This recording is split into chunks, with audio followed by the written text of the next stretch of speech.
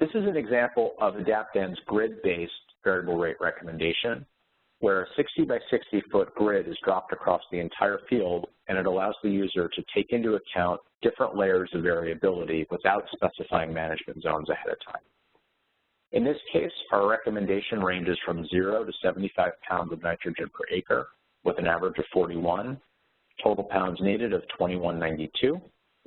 Each of our grid cells has its own unique nitrogen recommendation, and just as with any other AdaptN recommendation, you can click the View Details link to see the specific agronomic information that went into making this recommendation. The configuration process for a grid-based field is slightly different from the zone-based field because you're not going to enter values at the zone level.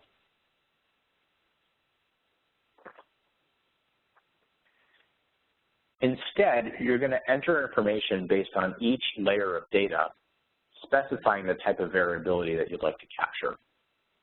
All fields have the ability to automatically use AdaptN soil databases by clicking Sync with a Source and Submit on soil type or soil slope. In cases where the system indicates 100% area covered, no other action is needed. In cases where part of the soil survey information is incomplete, the user should additionally specify things like drainage classification and soil texture series to cover those missing parts of the field. Layers like organic matter, harvest population, expected yield, and existing nitrogen applications can be loaded in one of several ways.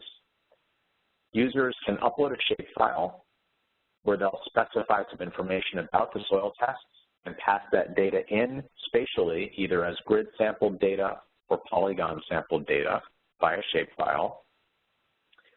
They can sync with a source if this field is connected to another source system, such as the AgX platform. In those cases, the data will automatically be pulled in and interpolated from soil sampling information already on file, or a constant value can be entered to set a flat rate across the field.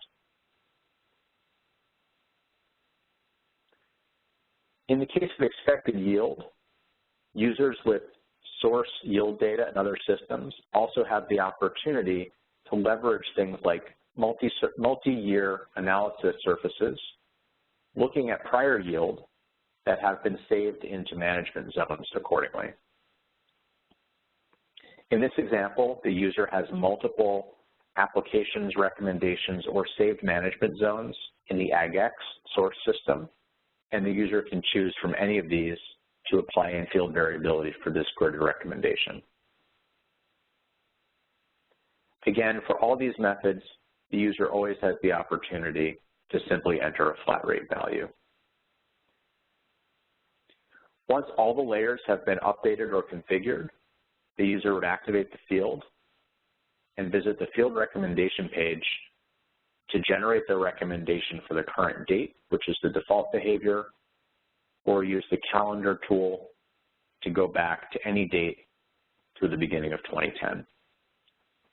Just like with the zone-based field recommendation, this can be exported either as a shapefile or back to the source system, in this case AgX, in whatever form of nitrogen is to be applied.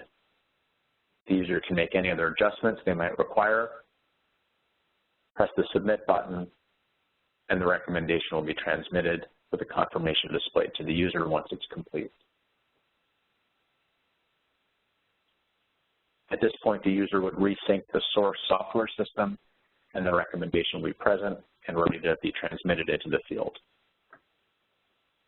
All AdaptN recommendations also have the ability to run multi-year analysis, showing a user how the recommendation would have changed under different weather conditions.